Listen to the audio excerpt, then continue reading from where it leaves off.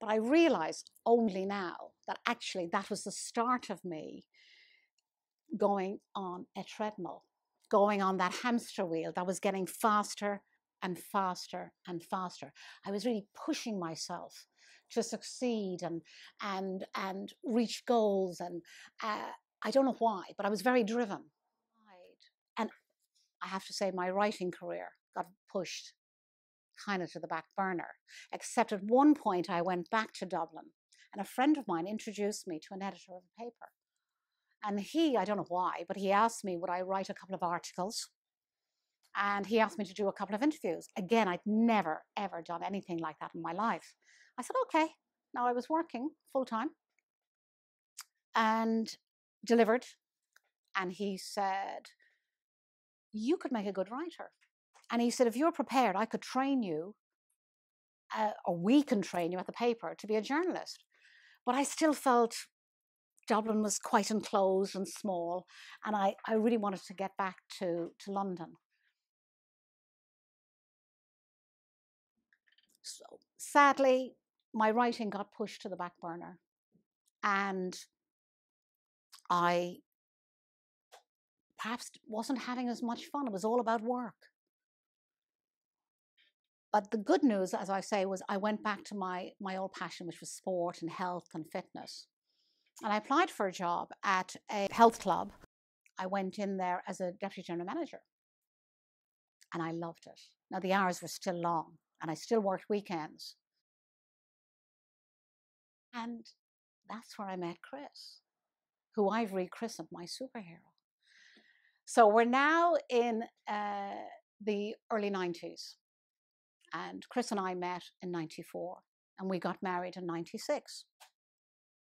And one evening at work, I collapsed again. And I knew this was serious this time. Now, the doctor had grounded me before, and after 24 hours, I thought, off we go again. Walked through the door, don't ask me how I got home. Fell in the door, actually. And that was it. Within weeks, I had 5 operations. Everything had started to close down. Nothing was functioning. So you can imagine the emotion. I didn't know what was going on, the shock, the anger, fear. And after the operations, the doctor came to the house one morning, and he said,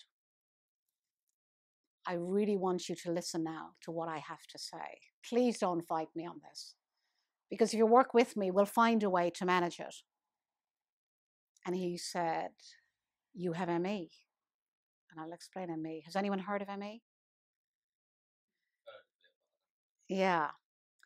If you imagine waking up every morning with full-blown flu, in a fever, in a fog, not hardly able to get out of bed, to walk down the stairs, to even put the kettle on to make a cup of tea, to even try and prepare breakfast, it's a huge effort. And that's 24/7. And he said it was the worst case scenario because nobody had been able to diagnose it. Now, I knew for years something wasn't right.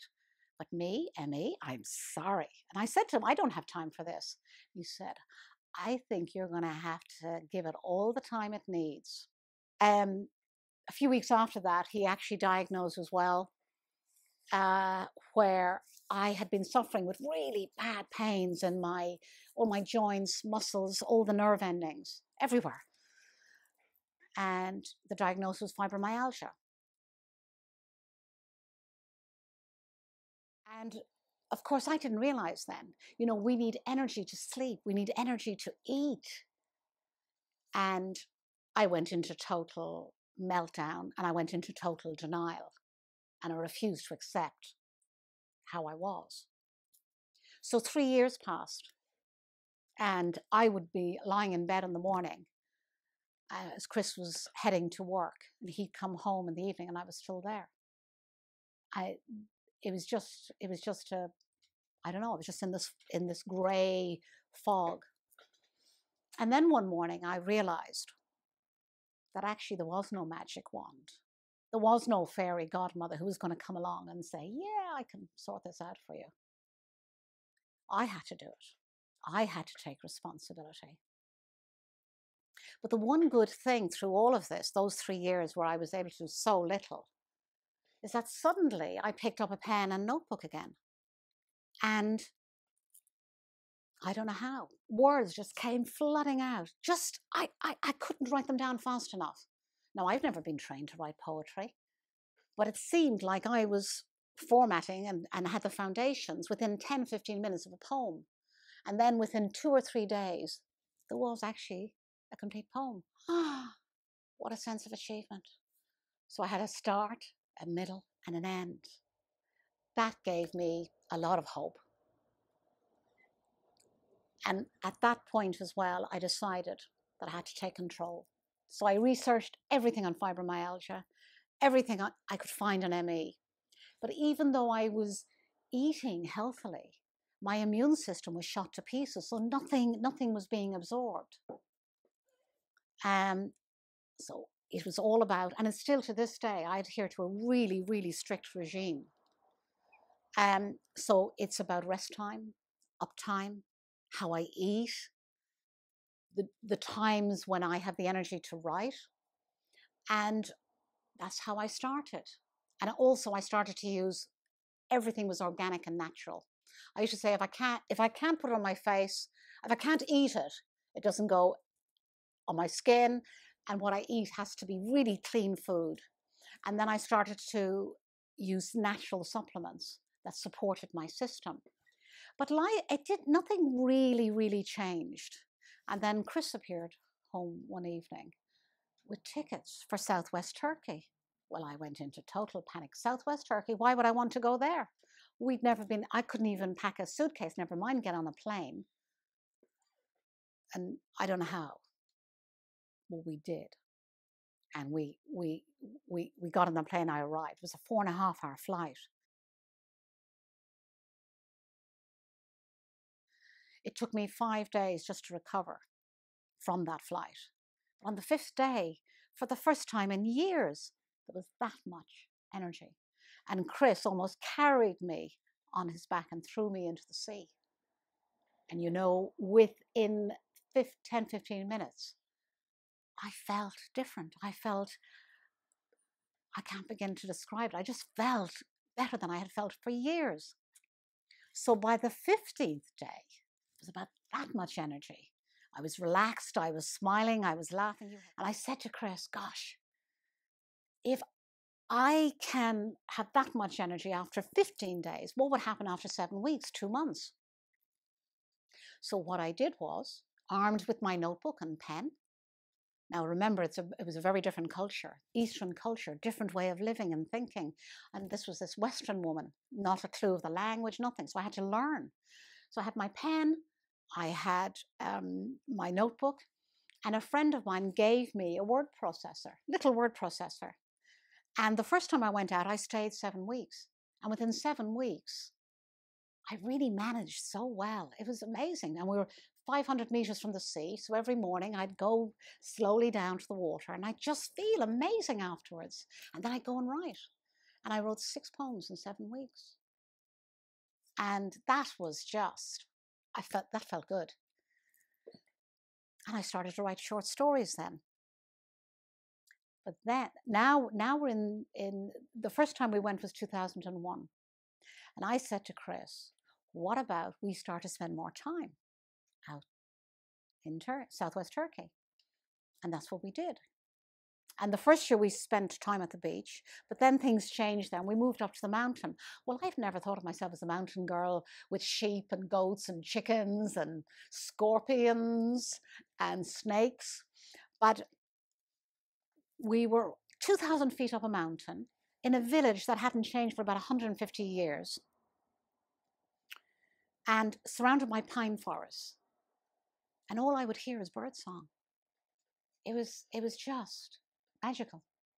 But it took me another 3 years to actually adapt to that way of life and to stop thinking of how I used to live, because I still hankered after that old life, that old Miriam. But that old Miriam didn't work. And I really had to start embracing this new Miriam. and ways of doing things. And I looked around at how the villagers lived. They lived this really, really simple life. And they'd always say to me, Miriam, no stress, no stress. Because I would actually create that stress myself because I felt I ought to be doing more. At that point, I was writing, I started to write, we call them blurbs then, you call them blogs now, blurbs for other websites, but not in my name, because I was using a pen name for about 20 years then. I was afraid, I'd lost all my self-confidence, my self-esteem, and I was hiding behind the computer. I was hiding behind my name. But the response was really positive. I got loads of invites for tea, or people wanted to come and visit me. And I said to Chris, gosh, and I also wrote for some health forums, just helping other people who were in the same boat as I was. And I said to Chris, gosh, maybe it's time to start writing that book, but not in my name. So I put all these blogs together and I created a book, my very first book. This is in 2013. I decided to become a full-time writer. And it took another 8 years before I was ready to go out there and allow people to read my work, because I still felt quite shy and anxious about it. And the book was called Tales from Turkey, in my pen name. Found a local publisher, but it took 8 years.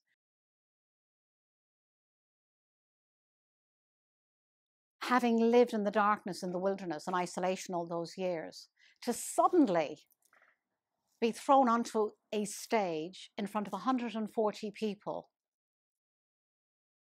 I have to say, I had a few kind of freaky, scary moments of how am I going to do this? And my book was launched, but somehow I managed to do it. And that gave me more confidence. So in the February 2014, I decided maybe it's time to write in my own name. Maybe it's time.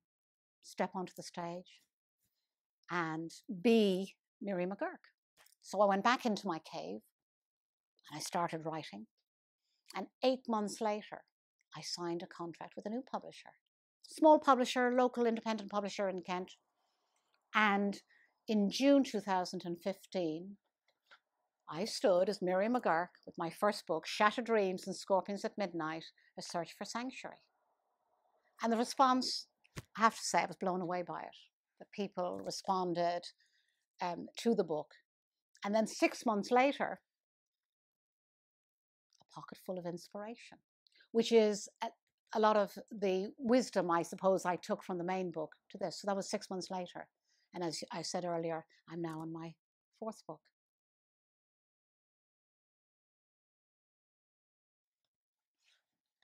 For me, the turnaround was accepting how I was. The old Miriam was gone. So who was going to step into that space? Well, the real Miriam, the Miriam that I always was, but I was hid behind work and, the pen name and all of that. But I would say, from me, the power of words. Whether you're talking, whether you're listening to someone, whether you're reading, words have tremendous power. Words, they're magical, because through words, you can go off into your imagination. You can create all kinds of, I'm sure when you're reading your books, you're immersed, don't you? You just get lost in it. And that's the power of words. But words can influence you to change. They can inspire you to never give up. Because I say to everyone, I say to myself as well, never give up hope. Never, ever give up hope. Because what I'm doing now is pretty relentless.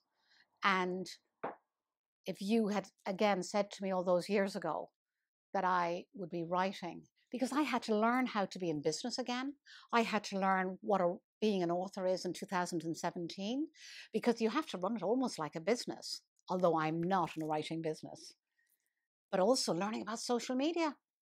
I knew nothing. I've been away from it all for 17 years. But by God, I've learned, and I jumped on that saddle, and I've grabbed the opportunity. And I would say to each of you, don't be afraid to ask for the help. Grab the opportunities, ask for the help, because I couldn't do it on my own. We all need that support.